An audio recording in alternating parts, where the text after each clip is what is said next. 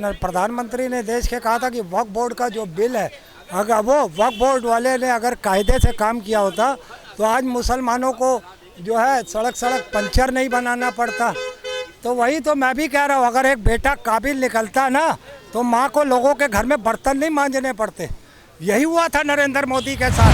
क्योंकि सरकार के नुमाइंदे जो होते हैं वो जनता के साथ अन्याय करने का कार्य हमेशा करते हैं। को देख लेते जिन माओं का आप दम भर के सत्ता में, आपकी तो इतनी निर्लजता है कि आपने सत्ता पाने के लिए अपनी माँ को भी कहीं ना कहीं इस्तेमाल किया। जब आपने सदन में रोए कि अरे मेरी माँ तो लोगों के घर बर्तन, कि वो दोष और गुण के आधार पर, चूंकि दो समुदायों के बीच का मध्य का मामला है, इसलिए संविधान में है ही नहीं, बीच में ला करके इसको जोड़ा गया।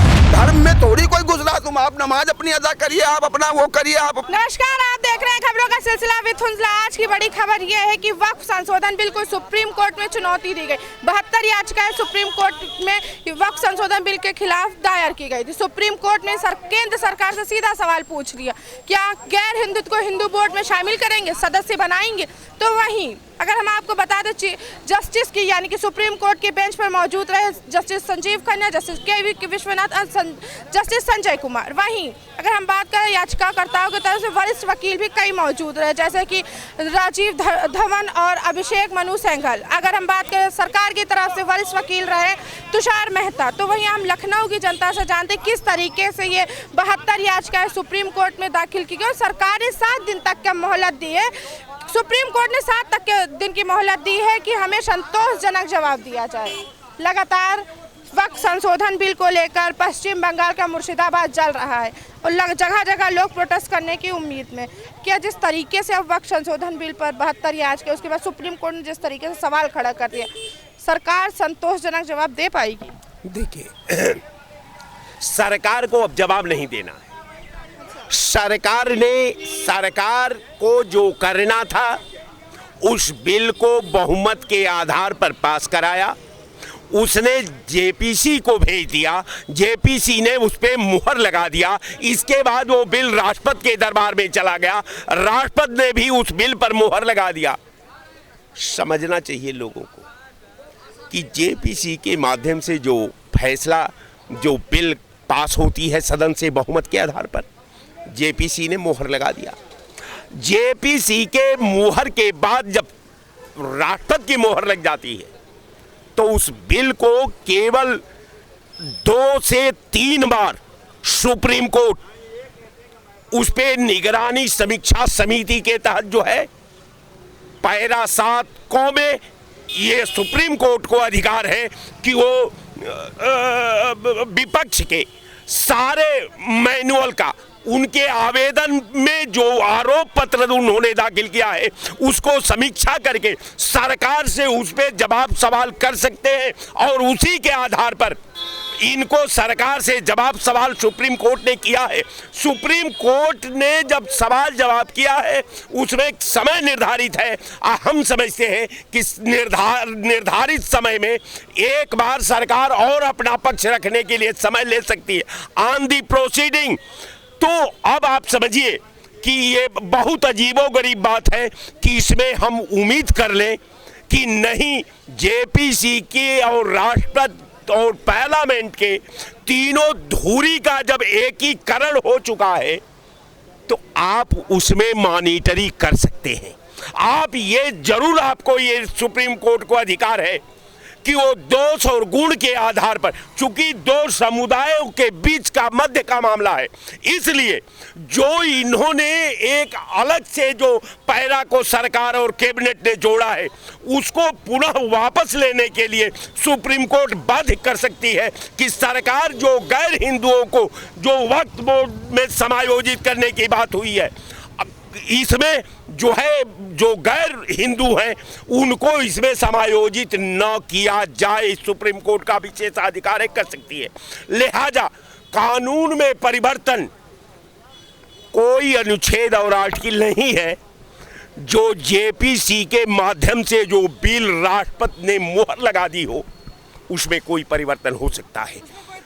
लेकिन आप समझिए कि न्यायपालिका का ये विशेषाधिकार है, चूंकि संविधान का निगरानी की जिम्मेवारी उसके कंप्लायंस की जिम्मेवारी, उसके रख रखाव की जिम्मेवारी, उसे सुरक्षित रखने की जिम्मेवारी सुप्रीम कोर्ट को है। और सुप्रीम कोर्ट ये गाइडलाइन सरकार को कर सकती है अपने विशेषा बिट्टो पावर से कि सरकार जो गैर संप्रदाय के लोग हैं जो वक्फ बोर्ड में मेंबर बनाने के लिए सरकार ने अपने लिखित मंशा के प्रारूप में प्रायोजित निर्देशित किया है, उसको वापस लिया जाए और उसे गैर समाज के लोग उसमें न जोड़ा जाए। हाँ, ये जरूर कह सकती है कि वो जो वक्फ बोर्ड में जो वक्फ बोर्ड की जमीन और उसके संपत्ति का जो संचालन व्यवस्था है उसमें इन लोगों का तर्क है कि इसमें बाहुबली कब्जा कर लिए हैं, तो उसमें यह किया जा सकता है कि वक्फ बोर्ड में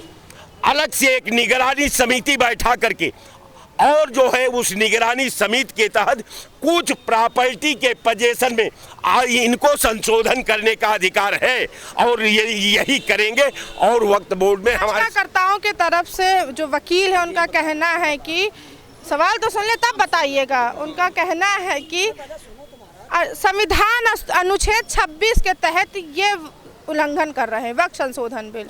क्या लगता है सरकार जवाब दे पाएगी इन 7 दिनों में? महान्यायवादी देश के अटॉर्नी जनरल ने सुप्रीम कोर्ट में अपनी बात को रखा है। माननीय सर्वोच्च न्यायालय 1 हफ्ते का टाइम दिया है सरकार से, भारत सरकार से जवाब आने का। एक सप्ताह में कुछ भी निर्णय नहीं करेंगे। राज्य सरकारें जो इससे कोई स्टे नहीं दिया है, 1 हफ्ते का टाइम दिया है। 1 हफ्ते में कोई नियुक्ति आप नहीं करेंगे। नई नियुक्तियाँ जो वक्फ बोर्ड में बनाया गया है। अब हमारे संविधान में बातें हैं, हमारी विधायिका सर्वोपरि है और हमारी न्यायपालिका क्या कहती है उसका सम्मान है। विधायिका का निर्णय, विधायिका का मत सर्वोपरि है। राज्यसभा और लोकसभा महामहिम राष्ट्रपति के दस्तखत से अगर महामहिम राष्ट्रपति उस फाइल को वापस कर देती तो आधार बनता था। और महामहिम राष्ट्रपति जी कोई भी फाइल हमारे संसद से जो होती है वापस करने का प्रावधान एक्ट है। लेकिन अब जो महामहिम लोकसभा से पास हो गया, राज्यसभा से पास हो गया, मोहर लग गई।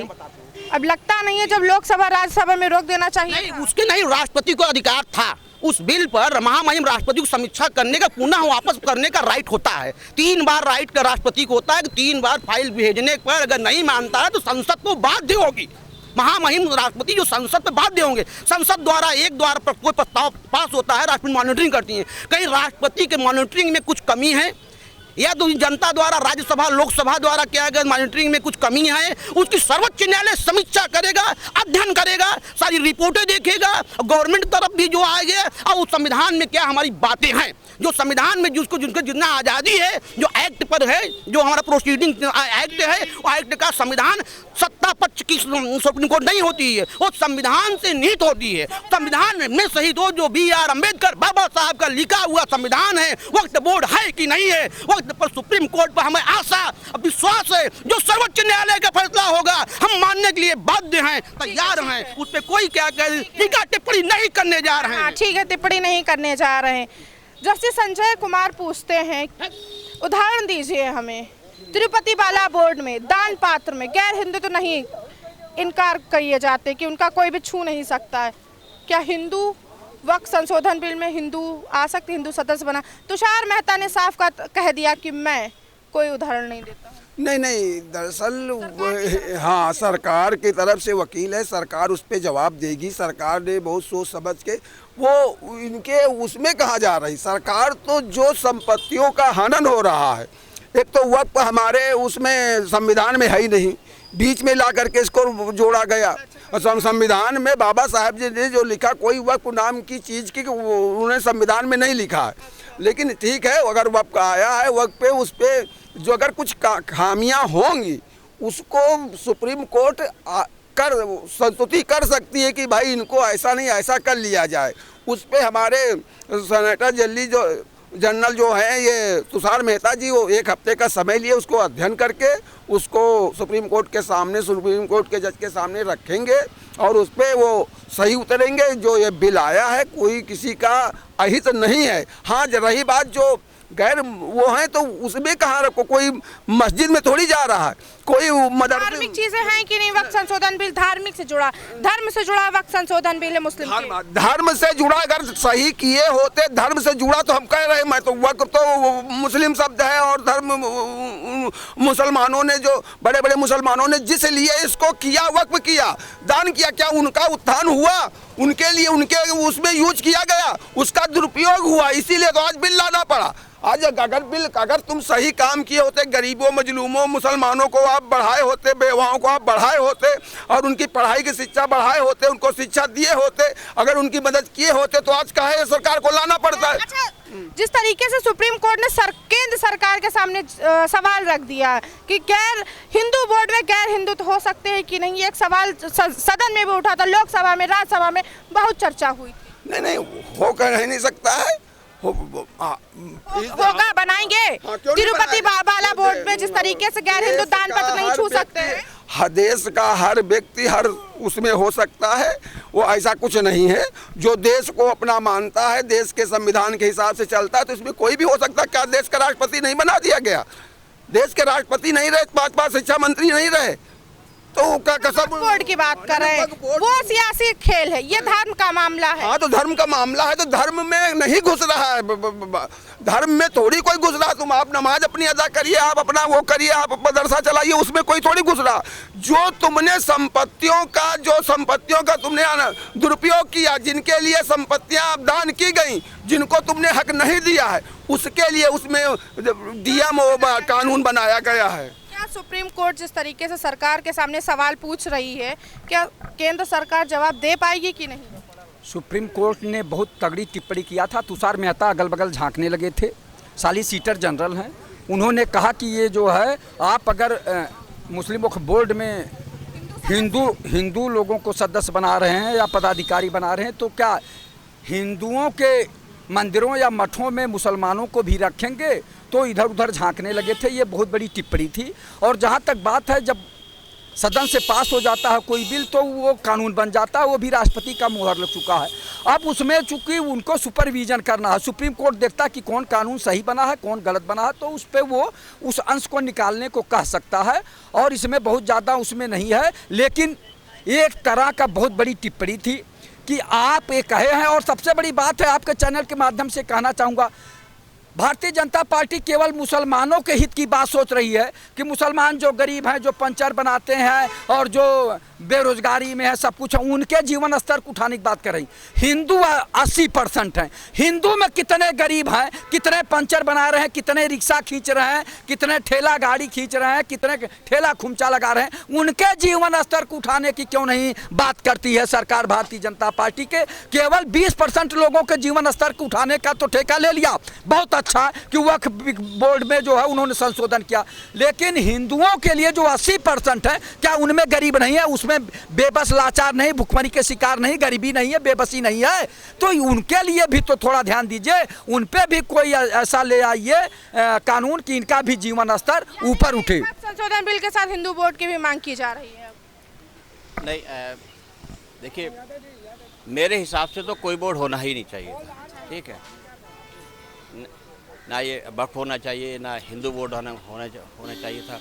अगर चीज़ आई है, असल में इस चीज़ को कोई एक्सप्लेन नहीं कर पा रहा है, ठीक है क्या? हम लोग तू मैं एक दूसरे को गाली बक रहे हैं, केवल इतना है। और ये कोई धार्मिक चीज़ है ही नहीं वक्फ कानून, जो अगर सुप्रीम कोर्ट ने एक अपना ये चीज़ पूछी है, मैं उनकी बात से भी सहमत नहीं हूँ, ठीक है।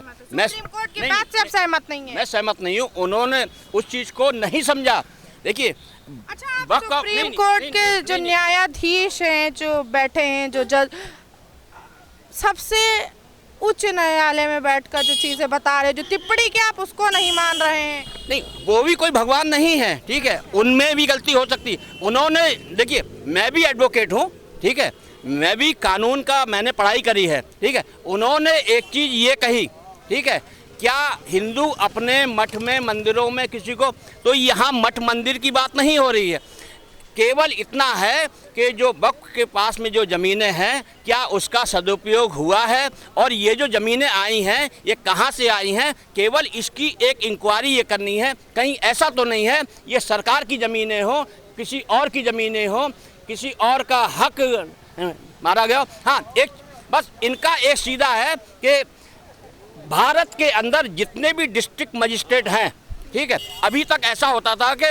किसी कोई भी आदमी की अगर ज़मीन वक्फ ने ले ली है तो वो वक्फ के ऑफिस में जाएगा कि सर आपने हमारी ज़मीन ले ली है और हम तो उसकी कोई सुनवाई नहीं होती थी। अगर वक्फ चाहेगा तो सुनेगा, लेकिन अब क्या हो रहा है कि अब इन बाहर के लोगों की बातें सुने जाएंगी और वो लोग कोर्ट कचहरी में भी जा सकते हैं और हर डिस्ट्रिक्ट में दे सकते हैं। हर डिस्ट्रिक्ट में डिस्ट्रिक्ट मजिस्ट्रेट असल में ये एक विस्तारण ऐसा है जिसको अभी लोग इसकी अच्छाई को नहीं समझ पा कि हर डिस्ट्रिक्ट के डिस्ट्रिक्ट मजिस्ट्रेट को एक अधिकार होगा, उसके पास में आदमी याचिका जाके देगा कि ये मेरी 1 बीघा जमीन थी, वक्फ ने ले ली है, तो उस पर एक कानूनी कार्रवाई हो सकती है। ठीक है, उस पर क्या कहेंगे? पश्चिम बंगाल में मुर्शिदाबाद वक्फ संशोधन बिल के लिए चल रहा है, राष्ट्रपति शासन लगने वाला है बस। राष्ट्रपति शासन अगर जवाबदेही हो पाएगी, संतोषजनक सरकार